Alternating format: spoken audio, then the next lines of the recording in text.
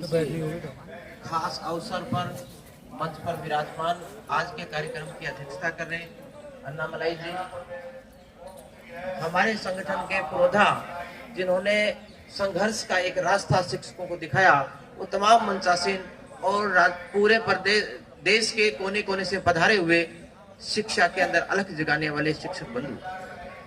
काफी समय से मैं तमाम लोगों की बातचीत बड़ी शिद्दत से सुन रहा था। जो भी बातें निकल करके आई, उन बातों को ना कहते हुए सिर्फ जो शिक्षक समाज की मानवीय संवेदनाओं की जो पीड़ा है उसके ऊपर मैं बात करना चाहूंगा।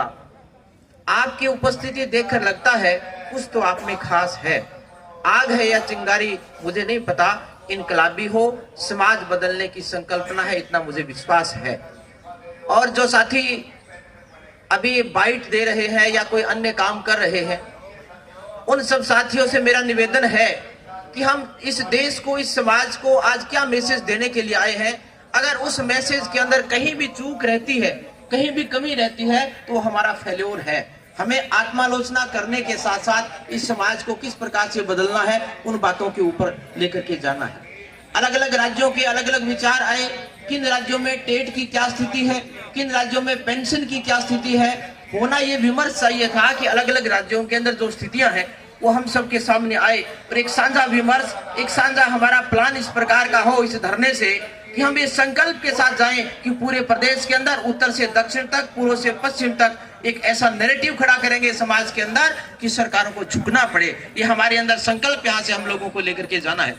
मैं आपको बता देना चाहता हूँ कि राजस्थान के अंदर टेट का जो कोर्ट का जो आदेश हुआ है, उसके बाद में अभी तक किसी प्रकार का कोई आदेश नहीं हुआ है और किसी प्रकार की कोई स्थितियां नहीं है। जो स्वाभाविक तौर पे प्रदेश राज्य सरकारें टेट लागू होने से पहले उनके ऊपर अभी तक कोई ऐसी बाध्यता नहीं लागू की है।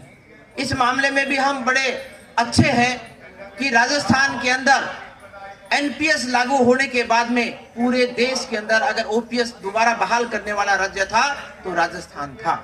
लेकिन 9 अक्टूबर के बाद में, क्योंकि सरकारों की जो मंशाएं हैं वो आम आदमी के हित की नहीं है, राजस्थान के अंदर 9 अक्टूबर को एक नया सर्कुलर जारी किया गया जिसके तहत राजस्थान के अंदर जो बिजली बोर्ड के, निगम के, जो कॉलेज के जो शिक्षक हैं, अन्य बोर्डों के जो कर्मचारी हैं, उन कार्मिकों की पेंशन को वापस जो है एनपीएस और यूपीएस में बदलने का सर्कुलर आया है।